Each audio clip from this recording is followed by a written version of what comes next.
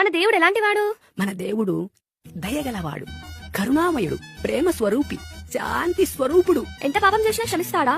ఎంత పాపమైనా క్షమిస్తాడు. ప్రియ స్నేహితులారా, ఈ వీడియోలో ఉన్నటువంటి దరిద్రుల వలె క్రీస్తు పేరు చెప్పుకుంటూ గొర్రె చర్మం కప్పుకుని గుంటనక్కల వలె తోడేళ్లు వలె తిరుగుతారని నేను పాస్టర్ని, దేవుడి సేవకుని, నాకు బైబిల్ అంతా తెలిసిన బైబిల్ పట్టుకుని బతికిదేరు కోసం, పట్టకూటు కోసం, మనుషుల దగ్గర మంచి పేరు తెచ్చుకోవడం కోసం దేవుడు వాక్యాన్ని కలిపి చెడిపేస్తున్నారని, ఇలాంటి అబద్ధకులు, మోసగాళ్ళు, వేషధారులు మాటలు నమ్మి మోసపోవద్దు అని ప్రతి ఆత్మనే నమ్మక ఆత్మ దేవుని సంబంధమైందో కాదో పరీక్షించి తెలుసుకుని అని యాహాన్ రాసిన మొదటి పత్రిక 4:1 దేవుడు యాహాన్ ద్వారా ముందుగానే అన్ని విషయాలు రాయించి పెట్టారు. కాబట్టి ప్రియ స్నేహితులారా, మోసపోవద్దు. అలాగే ఈ వీడియోలో ఈ దరిద్రులు చెప్పినట్టుగా ఎంత పాపమైనా ఏ పాపాన్నైనా క్షమిస్తాను అని బైబిల్లో రాయబడలేదు. క్షమాపణే లేనటువంటి పాపం ఉంది.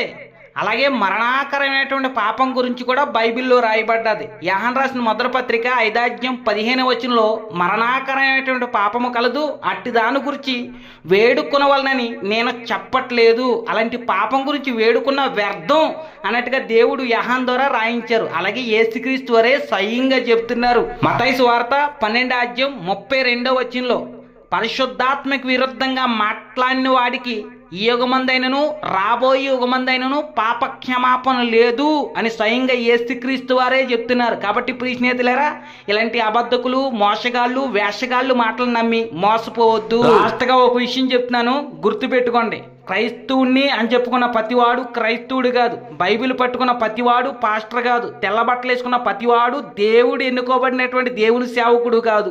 కాబట్టి ప్రతి ఆత్మని నమ్మక ఆత్మ దేవుని సంబంధమైందో కాదో పరీక్షించి తెలుసుకోండి, మోసపోవద్దు.